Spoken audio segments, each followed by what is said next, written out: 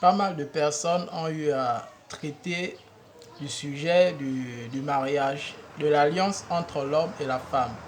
En réalité, le mariage, c'est simplement l'alliance entre l'homme et la femme. Mais de quelle alliance s'agit-il? Il s'agit bien sûr de l'alliance du sang. Et quand nous parlons de l'alliance du sang, tout de suite, nous comprenons que euh, il y a en réalité le contact du sang de l'homme et du sang de la femme. Mais nous avons tous, je crois, ou encore pour certains, comme moi, vous avez eu à faire des études. Bon, on n'a pas besoin de longues études pour comprendre ce que on enseigne sur les rapports sexuels entre l'homme et la femme.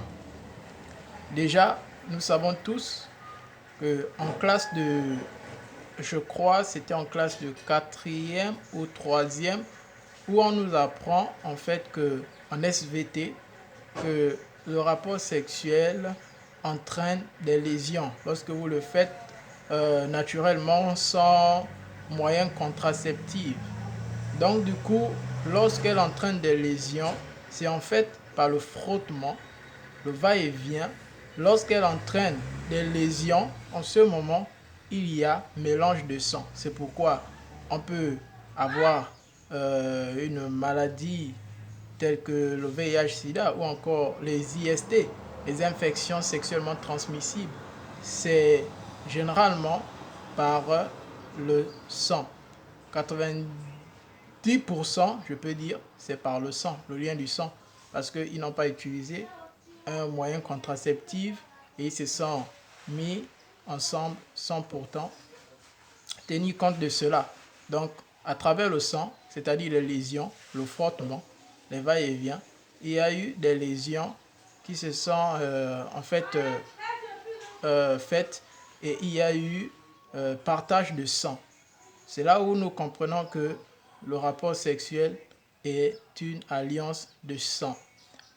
Pourquoi je fais ce bref enseignement au sujet de l'alliance entre l'homme et la femme? C'est parce que beaucoup de frères partagent sur les réseaux sociaux, mais n'expliquent pas en réalité c'est quoi le mariage ou encore l'alliance entre l'homme et la femme. Donc ainsi pour dire que il ne s'agit pas simplement de aller chez des parents, présenter ses présents et dire que vous aimez une femme. Non. Il s'agit d'une chose qui va au-delà des ping-pong chez le maire ou encore des simples présents chez des parents. Il s'agit plus de l'alliance entre le sang, pardon, l'alliance de sang entre l'homme et la femme. Et lorsque nous parlons de l'alliance, c'est quelque chose de sacré. C'est quelque chose de définitif. Regardez l'alliance entre Jésus-Christ et l'Église. C'est une affaire de sang et c'est une affaire d'éternité. C'est l'image. La Bible dit que l'homme et la femme sont à l'image de Christ et l'Église. Et si nous sommes à l'image de Christ et l'Église, ça veut dire que lorsque nous nous lions à quelqu'un, c'est pour l'éternité, puisque l'Église et Christ sont liés par le sang pour l'éternité. Comprenez cela aussi simple que je viens de le définir. Donc ici, qu'est-ce que nous devions comprendre pour terminer?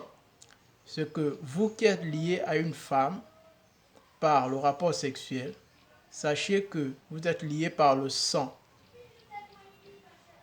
Vous qui n'êtes pas encore allé à la mairie et qui croyez que c'est en allant à la mairie que vous allez faire de votre union une alliance, détrompez-vous parce que du moment où vous avez les rapports sexuels, vous avez même déjà des enfants, sachez que c'est déjà une alliance qui, en fait, est considérée par Dieu.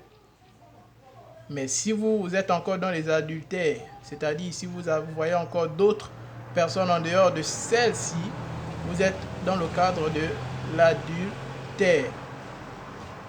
Si vous êtes jeune avec un petit ami, une petite amie, comme vous l'appelez dans le monde, sachez que vous êtes dans l'alliance avec cette personne. Et si vous avez 2, 3, 4 petits amis ou 2, 3, 4 petites amies, vous êtes dans le cadre de l'adultère. Et nous savons tous ce que Dieu dit au sujet de l'adultère. Il dit clairement que les adultères n'hériteront pas le royaume des cieux. Donc c'est un message que je voulais simplement donner au sujet de l'alliance entre l'homme et la femme. Que le Seigneur vous bénisse.